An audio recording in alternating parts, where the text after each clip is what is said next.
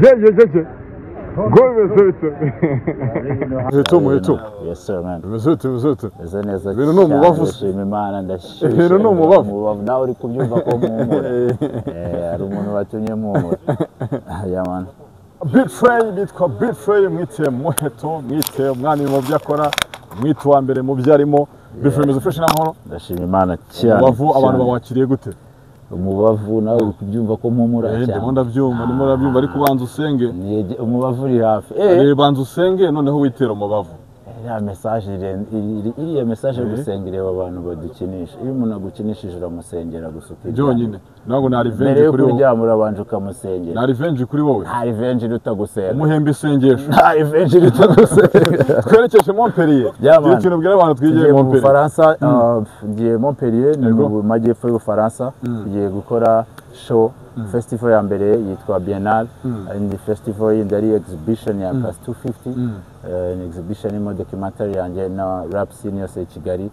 So nyuma yaho ibindi bikorwa byose nzagenda bitangaza slow by slow ko ndi muri urugendo ni runini kuko hariya ubufite Bit Frey umesereza n'amahoro Landroad Imana cyane werekeje mu Faransa ni ku nshuro werekeje mu Faransa ni ku nshuro ya kabiri werekeje mu Faransa ku nshuro ya mbere umuntu yavuga ko bitagenze neza ubwitabire butagenze neza kuri no nshuro witeguye gute hanyuma by'umwihariko n'iki kikujyanye ni bwa kabiri nk'uko bivuze ngiye kujya muri Europe aza gushikira mu Faransa ariko mfite n'indi mishinga itandukanye mu bihugu byegeranye no mu Faransa nk'uko bivuze ni inshuro nyine ya kabiri bwa mbere yari ukwiga yego bwa kabiri ni ugushyira mu bikorwa yes sir wize iki bwa mbere ni ibintu byinshi cyane nize ubunyarwanda cyane ko ndi hanze y'igihugu ndi kumwe n'abanyarwanda mpura nabo niga ubumuntu niga ni n'urwego mpuzamahanga ukuntu ushobora kurikiniramo niki kikujyanye noneho ku nshuro ya kabiri ku nshuro ya kabiri ibintu binjyaye ni byinshi cya mbere ni urwego mpuzamahanga mfitiye inzara yo gukoresha cyane nk'uko bigombwa biteganyijwe cyane bikeneye gukoreshwa cyane ubundi se twavuga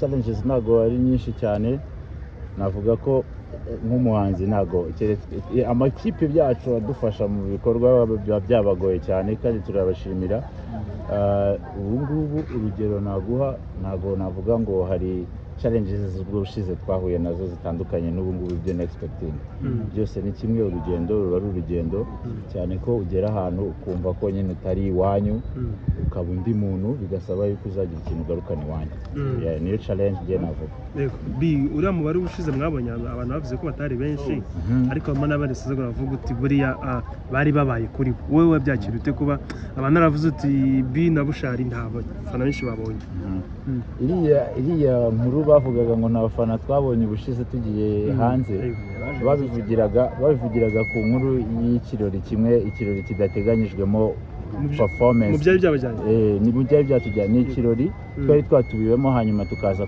kuririmba ariko mu by'ukuri twakitabiriye kugira ngo kigire agaciro bakoresha amazina yacu icyo kirori kigira agaciro ntabwo twari tubyiteguye cyane ku buryo navuga ngo ni nka concert nk'izo musanzwe mutubonamo cyangwa ngewe urugero nta muntu utabizi uburyo manyura ariko biriya ntabwo twari tubyiteguye cyane byitwaga nimba ari Africa Fest Aroniville ntabwo byibuka cyane kubera ukuntu imyiteguro yabyo ubwabyo nabwo yari imeze nyiri kubitegura mwese ntabwo mwari mumuzi murabizi uruganda dukoreramo ubwo yari yakoze fopa icyo kintu ubwo amakosa ari kuri we amakosa ari kuri we urugero navuga ntabwo yari azi maybe ikibuga ari gukiniramo kuko ibyabereye hanze bikagira inkuru mu Rwanda bivuga yuko bitagenze neza ni ukubera ko umuntu wabiteguye twebwe turi based mu Rwanda n'abanyarwanda bagiye kutubona mu mahanga yari yose baba babizi yuko turi based mu Rwanda uwo muntu rero atabaye agerageza gutegura ikintu ngo arebe ahantu turi based on biba ari ikibazo kuri we nyine nawe urabyumva cyane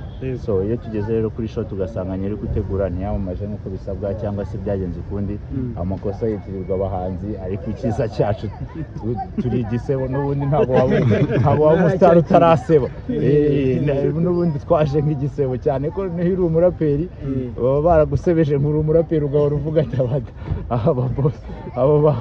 abo bana b'abantu tuzagendana gute koko ukavuga okay nzagira gute nzungukira mu bintu bijyanye no kwerekana yuko igisebo bakeka atari cyo iyo iri kukwibeshyaho cyane nibwo ushobora kuyikorana imishinga yawe kuko ntabwo iba iri kukwitambika iba iri kukwibeshyaho already.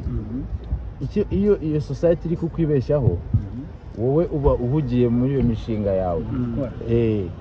Umunsi umwe wari uzinze ngo wige, society ikagenda nayo ikavuga ko wari uzinze ariko ntivuge ngo wari ugiye kwiga. Ibyo ni ibintu biba no ku kiremwa muntu icyo ari cyo cyose, usibye kuvuga ngo uri umuraperi ukomeye bikaza kuza kukujya ku bitugu. Kuri show nk'izi ngizi umwaka ushize Bushari mwari kumwe ariko kuri inshuro ntabwo mujyanye. Yikuye muri uyu mushinga cyangwa izindi mpamvu wenda zatumye uyu munsi mutajyana?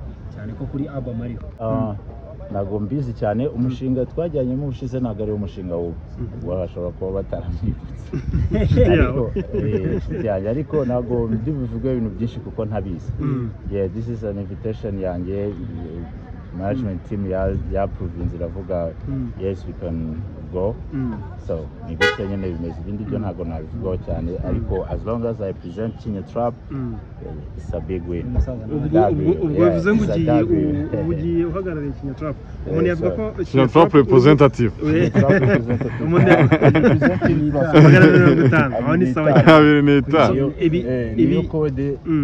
iyo kode y'igihugu nkuko mwese mubizi, njyewe ndi umupatriot mukuru cyane uhagarariye abandi bapatriot. That's how I feel.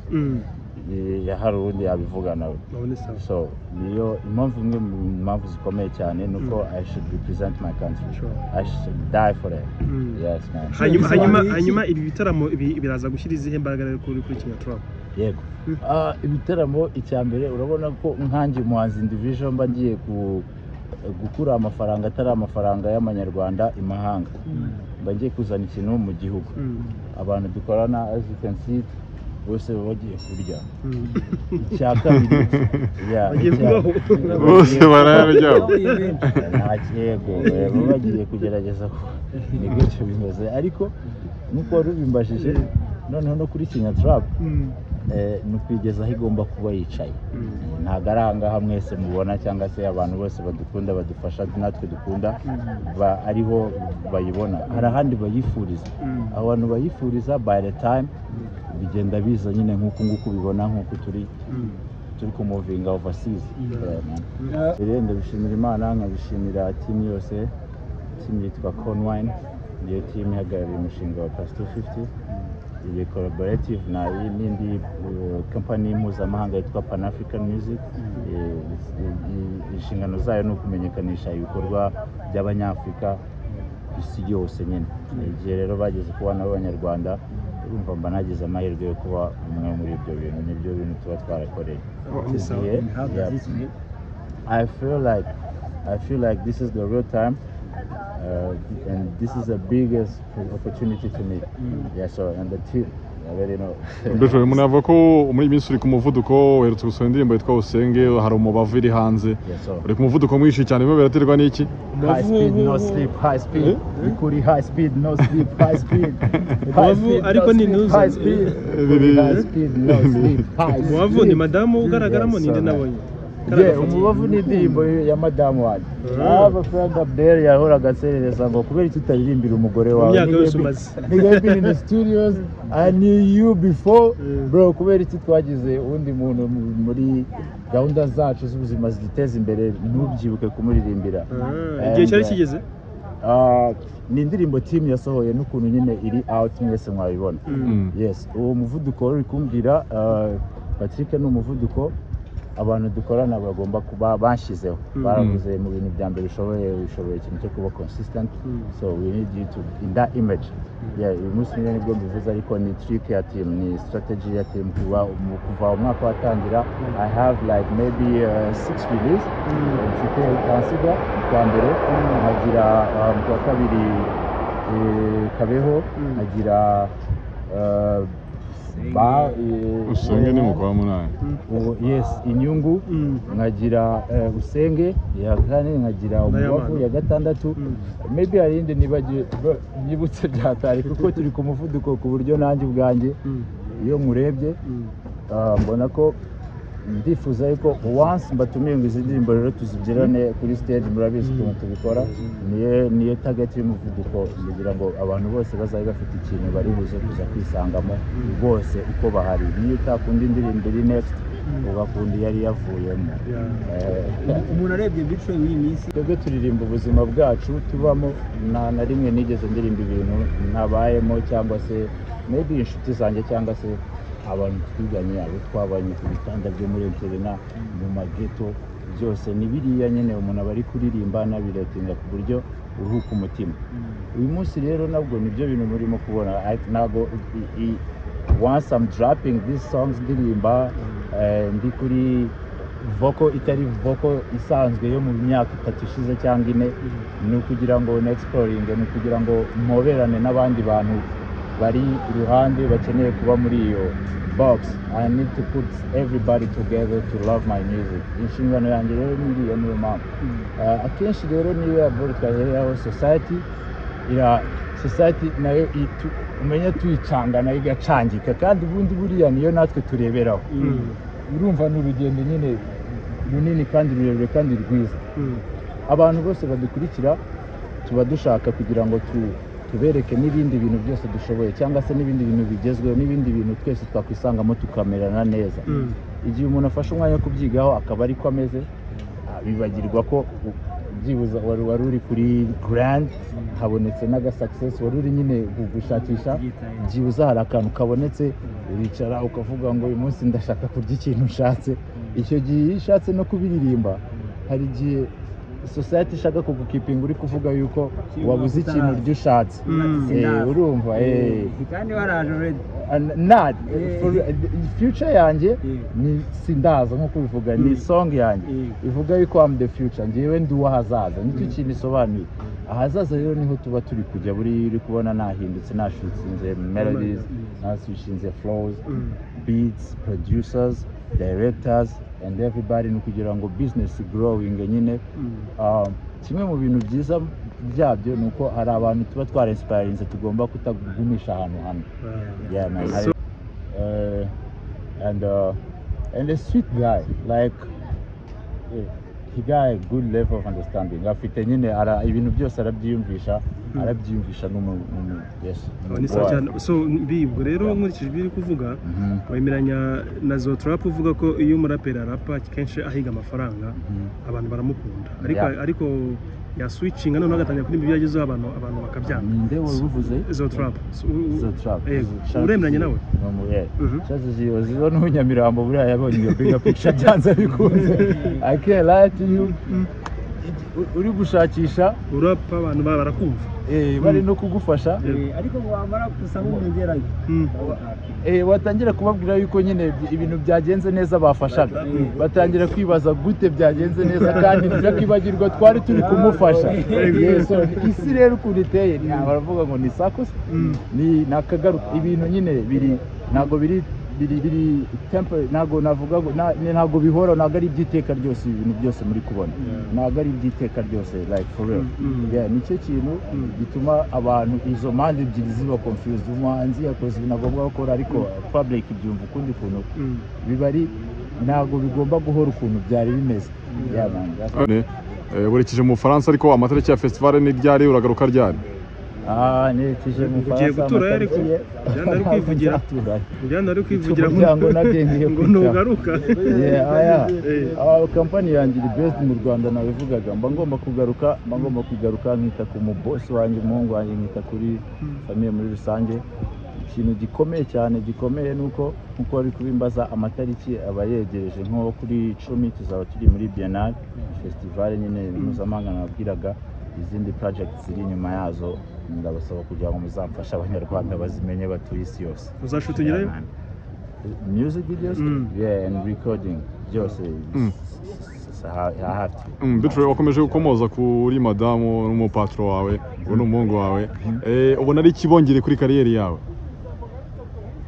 madamu n'umuhungu wanjye batumye mba munini ubuzima busanzwe ngewe iyo inshingano Imana yarayindaze yandikiye kuzayibamo kubera ko na mbere yuko ngira madamu n'umubosi wanjye ndi umuntu uri responsible cyane niyo twaba inshuti umwe muri mwebwe cyangwa se n'undi uwo ari we wese mba ndi umuntu takinga care n'ibindi bintu nk'ibyo ngibyo. Rero kugira ngo Imana imereze kado y'umuryango nicyo kintu kigaragaza ko ndi munini.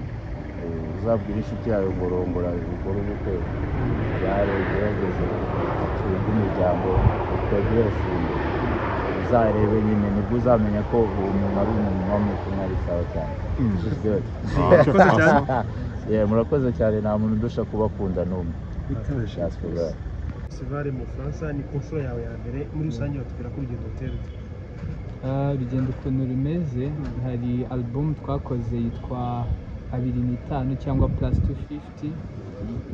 Twayikoze, hari kampani yo mu Bufaransa yitwa Pan African Music yafatanyije n'indi kampani y'inaha yitwa Conwine, bahuriza hamwe abasani harimo njyewe, Bitre, Bushari, Kevin, Ange Mutoni,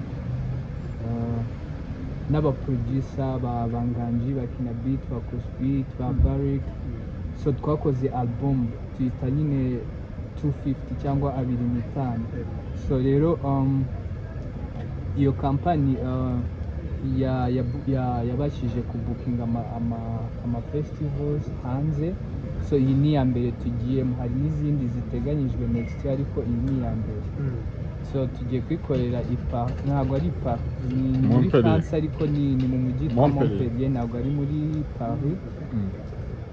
Nibyo navuga. Ikindi ndumva ndi excited, tugiye kubakubita ikinyarwanda mu ngoma z'ikinyarwanda, kuko album ukuntu imeze ifitemo ikintu cya kinyarwanda. Twakoresheje nyine like amasoftware dusanzwe dukoresha, ariko tugashyiramo umudiho wa kinyarwanda, tugashyiramo amasamples ya kinyarwanda. Ifite sound nziza, ntabwo irasohoka, barateganya kuyisohora mu kwa mbere, ariko ni nziza, abantu nibayumva bizaba birenze. So rero tugiye kuyibonja abo muri France, nisohoka no mu Rwanda tuzayibaha. Album itself ni yande ni album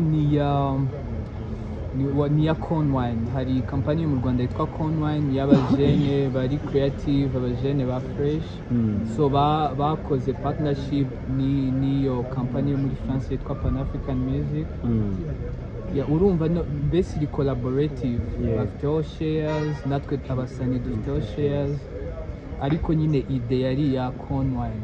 So no muri creation yayo mwari mubizi ko muzagera igihe mukajya muri France cyangwa se Burayi? Kuko tujya gusinya contrat batubwiye nyine details zose, urumva twari tubizi tu. Amatariki y'ibitaramo cyane ntabwo ndi kwibuka kuri schedule fresh ukuntu bimeze, gusa ahubwo nababwira ukuntu 8 na 12. Okay. Ariko muzaperforminga ku 10? Yego. Hari na exhibition izaba, hari amafoto bafashe na documentaire bakoze ya Bitre, hazabaho na exhibition. So hari show na exhibition, ariko hari n'izindi gahunda nyinshi zo ntabwo ndi kubasha kuzibuka.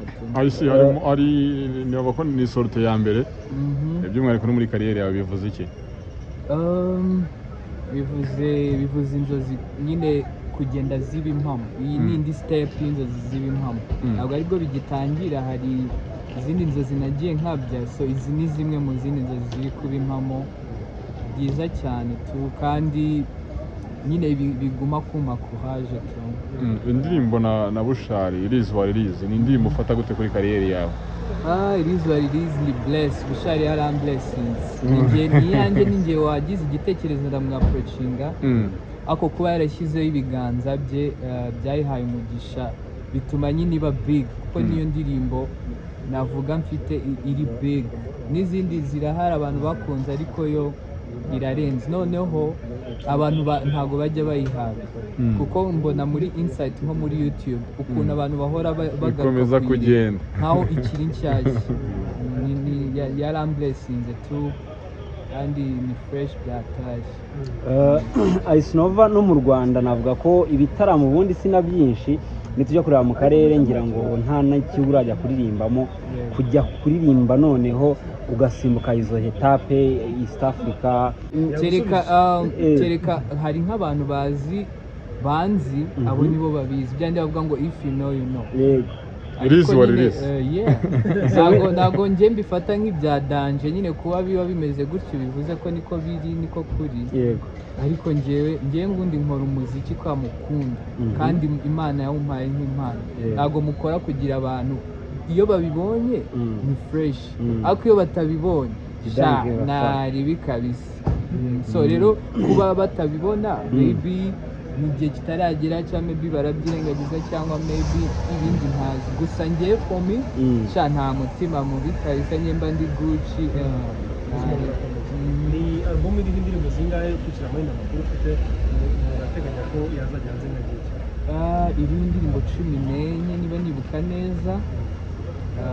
Iteganyijwe gusohoka mu kwa mbere ariko singo ya mbere iteganya kuyisohora mu mpera z'uku kwezi nta gihindutse ko yabizi ibintu bya release hari igihe mupanga ubundi bigahinduka cyane. Tuzaca kuri iyo platform? Ayo makuru yo sindayamenya. Ayo makuru afitwe n'abo bantu nababwiye borganije iyo project. Ugiye ubwo nawe nagiye kwibaza mfite ball ya fresh ndi guteganya nta gihindutse kugenda kwishutingira hariya.